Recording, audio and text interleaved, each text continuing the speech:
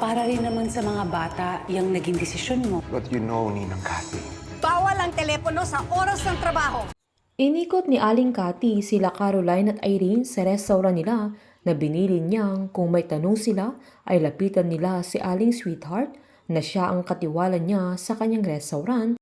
na lahat doon ay kailangang naka-uniform sila na binilin din ni Aling Sweetheart na bawal nilang isuot sa labas kung wala sa trabaho dahil mahalagang pangalagaan nila ang reputasyon ng resto nila.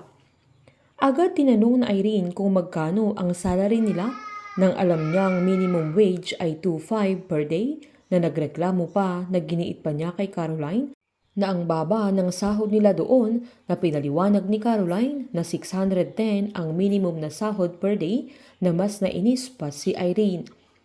Galit na sinabi ni Aling Cathy na ganun ang realidad ng buhay, na kahit hindi sapat ay dapat kumayod dahil kapag hindi kumayod ay hindi sila mabubuhay, dahil dito ay natahimik sa Irene.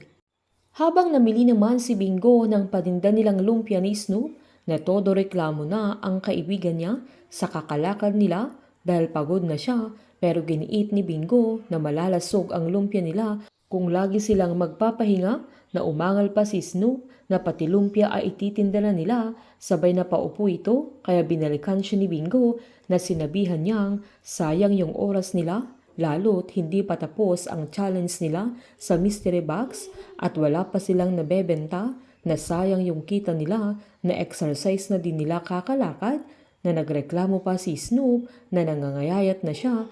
Sabay kumuha siya ng isang lumpia na utangin nilang niya, pero giniit ni Bingo na ililista niya yun, kaya agad namang sinabi ng kaibigan niya na alam niyang yun talaga ang gagawin ni Bingo. Sabay tinanong pa niya kung yun ang epekto ni Caroline sa buhay ng kaibigan niya. Nainis namang sinabi ni Bingo na yun talaga ang epekto ng pag-disapprove ni Caroline sa OPIP niya, na kaya kailangan niyang mag-racket hanggang kaya niya, na kahit dinisapprove yung OPIP niya ay papatunayan niyang hindi titigil ang mundo niya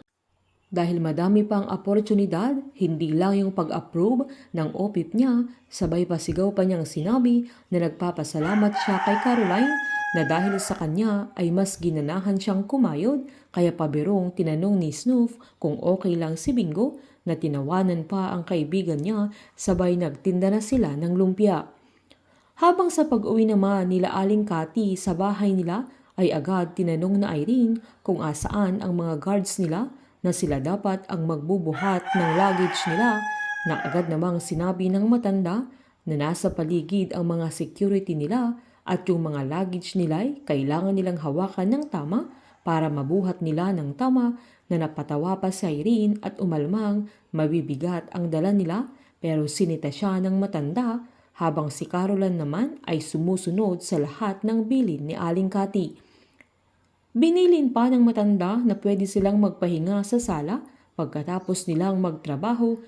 pero bawal silang humilata dahil sa pangtaong tamad yun, na pwede din nilang gamitin ang mga pang-exercise equipment niya kung may lakas pa sila, dahil magtutulungan sila sa lahat ng gawaing bahay tulad ng paglalaba, paglilinis at ayaw niyang may maiwang hugasin sa may lababo. Sabay tinuro niya ang room niya at sinabing prayer room niya ang katabi, na tinanong na Irene na humirit pa ang dalaga sa isang room, kaya sinigawan siya ng matanda at binalaan silang wag na wag nilang bubuksan ang kwartong yun, na kinagulat nilang magkapatid. Hindi hahayaan ni Aling Cathy na sa isang buwang mananatili sila Caroline at Irene sa kanya ay wala silang matututunan. Sisiguraduhin ng matanda na pagkatapos ng isang buwang training nila ay madami na silang matututunan na magagamit nila sa kumpanya nila, dahil yun ang gusto ni Wilson. Painit ng painit ang mga tagpo, sabay-sabay po nating subaybayan ang advance episode ng Can't Buy Me Love dito po sa aking channel. Patuloy lamang po manood at mag-subscribe para ma-update po kayo sa mga susunod na episode. Marami pong salamat.